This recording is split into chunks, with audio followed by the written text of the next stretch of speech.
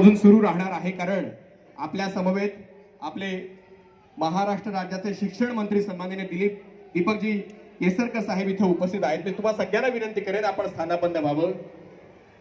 कोणीही कुठे जाऊ नका, खाली बसून राहा. थोड्याच वेळात तुम्हाला सगळ्यांना दीपक केसरकर साहेब संबोधित करणार आहेत, पण तत्पूर्वी त्यांचा सत्कार संपन्न होणार आहे जो राहिलेला आहे. सर्वांना विनंती आहे सगळ्यांनी बसून घ्या, प्लीज सगळ्यांनी बसून घ्या. कार्यक्रम संपलेला नाहीये आपला. सगळ्यांना मनापासून विनंती आहे, एवढा उशीर तुम्ही थांबला तर आता फक्त थोडा वेळ थांबा. तर विनंती आहे शिक्षण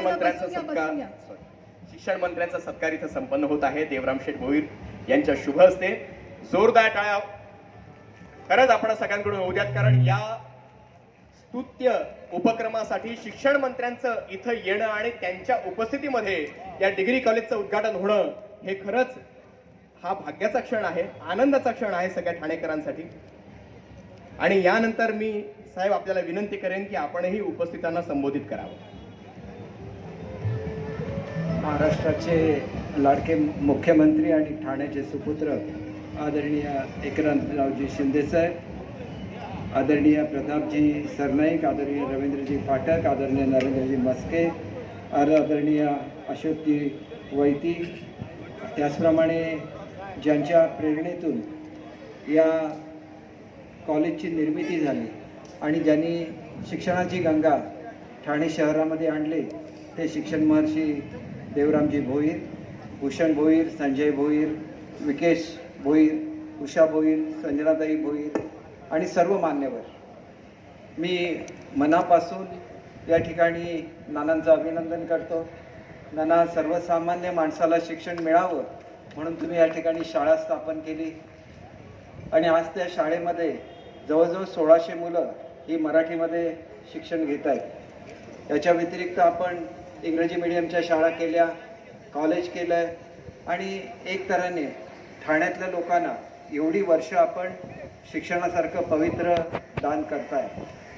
मनुष्य मोठा झाला की त्यांना नेहमी वाटतं की आपण समाजाचं जे काहीतरी देणं लागतो आणि ते देणं देणारी मोजकीच लोक असतात. त्याच्यापैकी एक नाना आहे असं मला वाटतं. मी मनापासून आपलं अभिनंदन करतो. स्वतः मुख्यमंत्री महोदयांनी आपल्याला शिक्षण महर्षी पदवी दिलेली आहे आणि तिचा गौरव आपण कायम राखाल अशी मी अपेक्षा करतो. आपल्याला या निमित्ताने सांगू इच्छितो की मुख्यमंत्र्यांना स्वतः मुख्यमंत्री महोदयांना खूप मुलांच्यामध्ये रस आहे आणि त्याच्यामुळे मुख्यमंत्री माझी शाळा सुंदर शाळा हे अभियान त्यांनी चालू केलेलं आहे. या निमित्ताने सर्व शाळांचा कायापालट त्यांना करायचा आहे. त्यांनी ज्याचा उल्लेख केला की डिजिटल क्लासरूम्स, यावर्षी आम्ही 2000 डिजिटल क्लासरूम आणतोय ग्रामीण भागामध्ये. आमच्याकडे 4800 केंद्रीय शाळा आहेत. प्रत्येक 10 शाळांमध्ये एक शाळा तरी एवढी सुसज्ज असली पाहिजे की जगातलं सर्वोत्कृष्ट शिक्षण तिथे मिळालं पाहिजे. आणि म्हणून निश्चितपणे पुढच्या वर्षीपासून आपल्याला खूप मोठा फरक हा झालेला दिसेल. शिक्षणामध्ये अनेक निर्णय, जे धाडसी निर्णय मुख्यमंत्री महोदयांनी घेतले, त्याच्यामध्ये टप्पा अनुदानांवर जे शिक्षक होते अशा जवळजवळ 60,000 शिक्षकांना 1100 कोटी रुपये हे त्या ठिकाणी देण्यात आले. शिक्षक सेवकांचं मानधन होतं हे 6,000 वरून 18,000 रुपये करण्यात आलं. आपल्याला सांगायला मला आनंद वाटतो की आपल्याकडे लायब्ररी नसतात, आपल्याकडे लॅब असिस्टंट असतात, फक्त 1500 रुपयावर हे काम करायचे. आता त्यांना 18,000 रुपये पगार दिला जातो. मुख्यमंत्री महोदयांची अशी भूमिका आहे की प्रत्येकाला न्याय मिळाला पाहिजे आणि त्याच्याचबरोबर शिक्षण हे अगदी तळागाळापर्यंत गेलं पाहिजे, आदिवासी पाड्यांपर्यंत गेलं पाहिजे आणि त्याच्यासाठी शिक्षण विभाग कटिबद्ध आहे. आपलं एक भोईर कुटुंबांचं हे स्वप्न आहे की एक मोठं हॉस्पिटल या ठिकाणी बांधायचं आहे त्यांना. आणि मला असं वाटतं नाना की तुमची वारसा तुमची मुलं पुढे चालवतात. तुम्ही जसं शिक्षण क्षेत्रामध्ये काम करत असताना मुलांना शिक्षणाची गंगा आणली, तसं या भागामध्ये मोठं हॉस्पिटल नाही आहे. एक चांगलं असं हॉस्पिटल आपल्या माध्यमातून ठाणेकरांच्या सेवेला लवकरच रुजू व्हावं अशी मी ईश्वरचरणी प्रार्थना करतो. आपण अनेक चांगले उपक्रम राबवत आहे आणि मुलांना मी सांगू इच्छितो की आता ज्या सेंट्रल पार्कचं उद्घाटन आदरणीय मुख्यमंत्री महोदयांनी केलं त्याचं नाव त्यांनी नमो ग्रँड पार्क असं केलेलं आहे. आणि हे करण्यामागची एक भूमिका आहे की आज जगाचं नेतृत्व आदरणीय नरेंद्र मोदी साहेब करतायत. तुम्हाला सांगितलं तर आश्चर्य वाटेल की आपण इंग्रजी शाळांच्या मागे असतो फक्त, पण महाराष्ट्र राज्य पहिलं असं राज्य आहे की ज्यांनी मराठीमध्ये इंजिनिअरिंग सुरू केलेलं आहे. पुढल्या वर्षीपासून मराठीमध्ये मेडिकल सुरू होईल आणि अनेक कोर्सेस आहे मराठीमध्ये. शेवटी नुसतं छत्रपती शिवाजी महाराजांचं नाव घ्यायचं, नुसतं बाळासाहेब ठाकरेंचं नाव घ्यायचं, नुसतं धर्मवीर आनंदी दिघे साहेबांचं नाव घ्यायचं, त्याच्या पलीकडे आपल्याला जायला लागेल. मराठीचा स्वाभिमान प्रत्येकाने बाळगला पाहिजे, कारण जगामध्ये 4 देश सोडले तर कुठल्याही देशामध्ये इंग्रजी बोलले जात नाही. तुम्ही रशियामध्ये गेला, रशियन लोकांना इंग्रजी येत नाही. जर्मनीमध्ये जर्मन बोललं जातं, फ्रान्समध्ये फ्रेंच बोललं जातं, जपानमध्ये जापनीज बोललं जातं, चीनमध्ये चायनीज बोललं जातं. जगातल्या सगळ्या शाळा, सगळ्या ज्या भाषा आहेत या आपल्या मुलांना आल्या पाहिजेत. आणि म्हणून आदरणीय मुख्यमंत्री महोदयांच्या नेतृत्वाखाली येत्या 27 तारखेला जसं महाराष्ट्र भारतातलं 1 नंबरचं राज्य आहे, तसं जर्मनीमध्ये बेडन व्युटनबर्ग नावाचं 1 नंबरचं राज्य आहे. आणि ही दोन्ही राज्य आपापसात करार करणार आहे. करार काय आहे की आपली मुलं केवळ शाळेमध्ये शिकतात. मोदी साहेबांची इच्छा आहे की त्यांनी व्यावसायिक शिक्षण घ्यावं आणि जगातलं सर्वोत्कृष्ट व्यावसायिक शिक्षण हे जर्मनीमध्ये घेतलं जातं. आणि म्हणून जर्मनीबरोबर आपण करार करतोय आणि आपली मुलं उत्कृष्ट व्यावसायिक शिक्षण घेतील. एवढंच नाही तर त्यांची दर वर्षाची रिक्वायरमेंट 4 लाख मुलांची आहे. त्याच्यामध्ये नर्सेस आहेत, त्याच्यामध्ये लिफ्ट ऑपरेटर आहेत, त्याच्यामध्ये सिटी स्कॅन ऑपरेटर आहेत, त्याच्यामध्ये हॉटेल मॅनेजमेंटची मुलं आहेत. त्यांची एकच मागणी आहे की ह्या मुलांना जर्मन शिकवावं. आम्ही लवकरच हे करायला सुरुवात करतोय आणि हे करत असताना आमचे मुख्यमंत्री ठाण्यातले आहेत आणि त्याच्यामुळे ठाण्यापासून आम्ही याची सुरुवात करू याची मी आपल्याला खात्री देतो. आपल्याला एक असे मुख्यमंत्री लाभलेले आहेत की जे सर्वसामान्य माणसांचे मुख्यमंत्री आहेत. मुख्यमंत्री म्हटल्यानंतर ते मोठ्या महालात राहत असतात, परंतु त्या महालाची दारं ही शिंदे साहेबांनी सर्वसामान्यांसाठी खुली केली आणि वर्षामध्ये कोणीही सर्वसामान्य मनुष्य जाऊ शकतो. हे या मुख्यमंत्र्यांचं वैशिष्ट्य आहे आणि म्हणून हे ठाण्याचं सुद्धा वैशिष्ट्य आहे. आदरणीय आनंदजी दिघे साहेबांनी असा एक शिष्य घडवला की बाळासाहेबांच्या प्रेरणेने खरा शिवसैनिक कसा असावा याचं उत्कृष्ट उदाहरण ही एकनाथजी शिंदे साहेब आहेत आणि म्हणून त्यांचा आम्हाला सर्वांना सार्थ अभिमान आहे. मी आपल्याला सांगू इच्छितो की याच्या पुढचं शिक्षण हे मुलांना नोकऱ्या देणारं शिक्षण असणार आहे. आम्ही हिंदुस्तान कॉम्प्युटर लिमिटेड बरोबर करार केला आहे. 15,000 आमच्या मुलांना 12वी झाल्याबरोबर ते नोकऱ्या देणार आहेत. Tata institute of social sciences 10,000 मुलांना ते 12वी झाल्यानंतर नोकऱ्या देणार आहेत. शेवटी मुलं शिकतात कशाला? आपल्या आईवडिलांचा आधार बदलला पाहिजे. पण पुढच्या काळामध्ये या मुलांनी संपूर्ण जगावर राज्य केलं पाहिजे आणि ही इच्छा आपल्या पंतप्रधान महोदयांची आहे, ही इच्छा आपल्या मुख्यमंत्री महोदयांची आहे, ही इच्छा आपल्या दोन्ही उपमुख्यमंत्री महोदयांची आहे.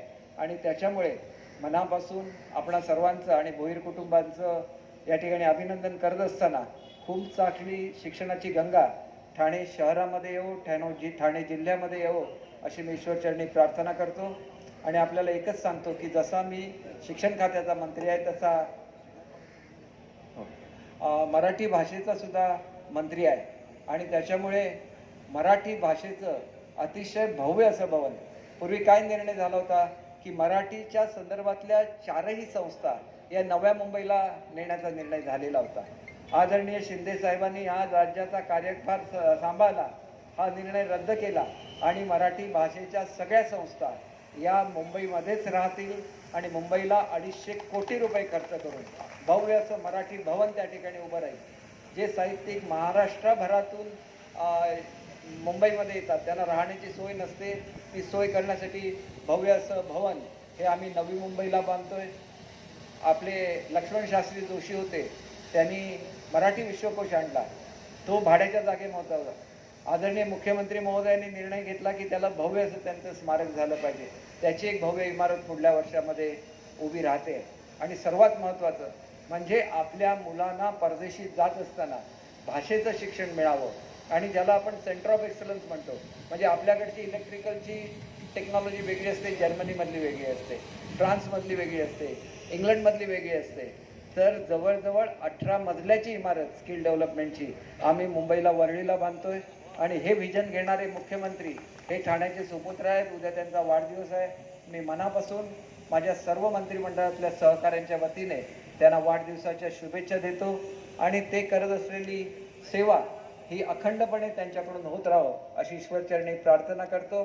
नाना, मी तुम्हाला मनापासून शुभेच्छा देतो. जगामध्ये सगळ्यात पुण्य कुठलं असतं की तुम्ही सगळ्या मुलांची एवढी सेवा केली म्हणून तुमची मुलं उत्कृष्ट झाली, आणि हे सगळ्यात देवाची देणगी असते, आणि ती देणगी तुम्हाला लाभली त्याच्याबद्दल मी मनापासून तुमचं अभिनंदन करतो. तुमच्या शाळेमध्ये मुलं जास्त आहेत आणि शिक्षक कमी आहेत. लवकरच मी ह्या संदर्भातला पॉलिसी डिसिजन घेईन आणि पुरेसे शिक्षक तुमच्या शाळेला देईन एवढं आपल्याला सांगतो आणि माझे 2 शब्द संपवतो. जय हिंद, जय महाराष्ट्र.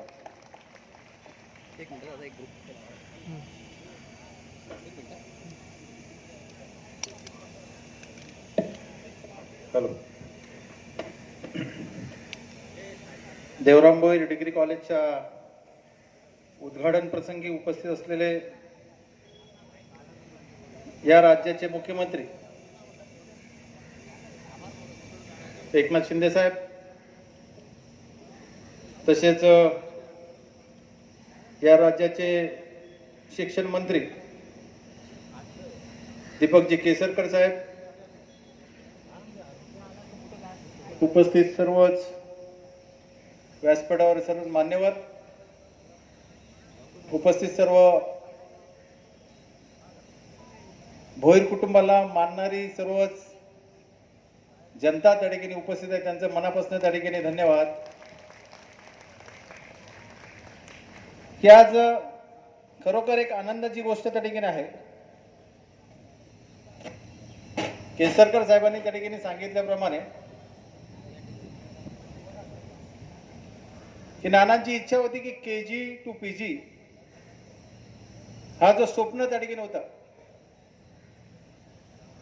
की माझ्या गोर गरीब विद्यार्थ्यांना त्या ठिकाणी शिक्षणापासून वंचित राहू नये,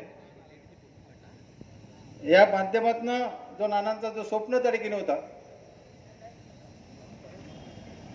तो स्वप्न खऱ्या अर्थाने आम्ही त्या ठिकाणी